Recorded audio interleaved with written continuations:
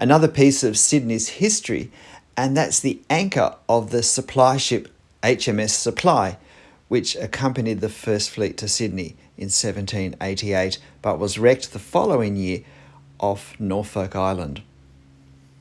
So, as an anchor, it's a relatively simple shape, but there's a lot of foreshortening from this viewpoint. And there's a variety of textures on the anchor surface, which is very rusted, on the timber crosspiece at the top of the iron shaft, and on the carved rock made to look like a natural rock surface. And then we have a metal band around underneath that with an inscription on it, and then some smooth sandstone sides of the base. So proportions are going to be important. The actual lines are relatively few, but the proportions are significant. So I'm working on the shaft of the anchor, trying to work out how far up to take it. Have I taken it just slightly too far? Possibly 2 or 3 millimeters too far, I think, looking at it as an observer. But now we have the horizontal cross piece, the wooden beam that's helped to secure the anchor in place and maneuver it. So I'm drawing this in 3 separate parts, the actual squared off central part, and then the 2 ends, which are tapered somewhat. So the upper end and the lower end. Now the lower end disappears behind this sculpted natural rock surface. So I need to put that into position and hope that I have enough lengths and angles correct that it's going to work out reasonably enough. Pop in that ring that the chain was attached to, that we can just see a bit of. And then looking at these steel brackets that brace the timber. A little bit of timber cracks and weathering texture put on. And then I decide to hatch. I decide to hatch diagonally, which I don't normally do, although at the end I actually put a cross hatch over the top of this with horizontal hatching overlaid. So now I've got the anchor. It's looking just a little bit slender for the job that it has to do, but towards the end you'll watch me just strengthen those lines. And fortunately, because there's some shadow on the upward side, or some shade rather, on the upward side of the anchor shaft, I'm able to use that to add extra lines. So now the base of the anchor. Some reasonably long straight lines close to each other, which have to follow our perspective fan pattern for this particular viewing angle and this particular object. So a few challenges in that.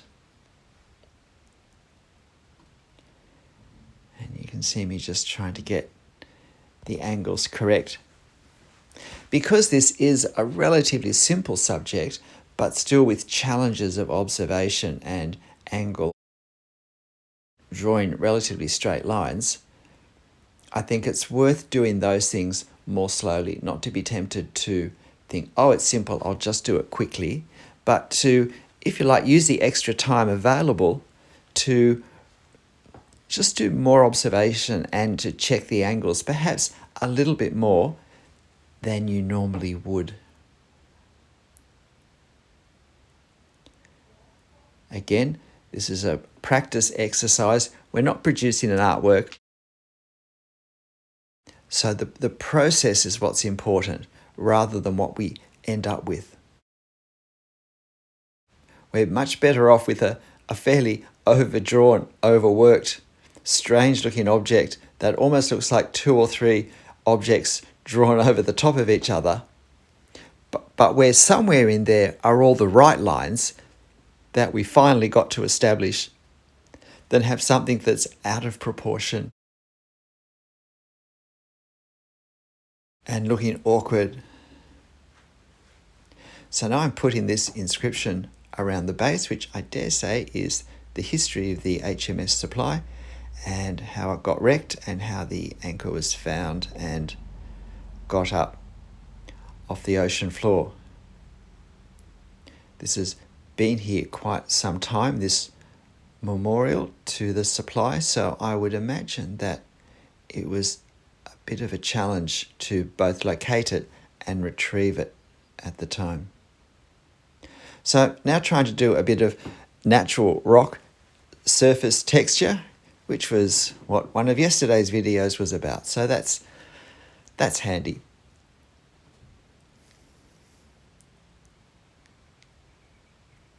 I feel like my natural rock base is just slightly too thin. It's not quite high enough.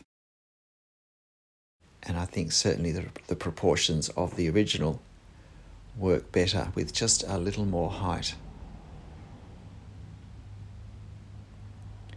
So trying to do a few indications of hatching for shadow to represent some of the contours of the surface. And now you see me do this horizontal hatching. So in effect now creating cross hatching as we cross our hatch lines.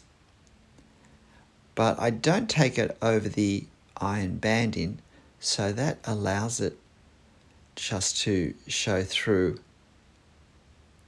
with the lighter colour that it is. So really into what final things need to be done.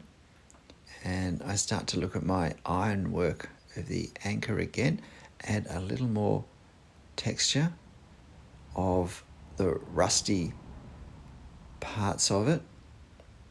And this is where I think, well, look, I can add more thickness to this top side because it is in shade, and therefore that gives me a wonderful opportunity to add some extra lines without it looking as if there's just multiple lines next to each other.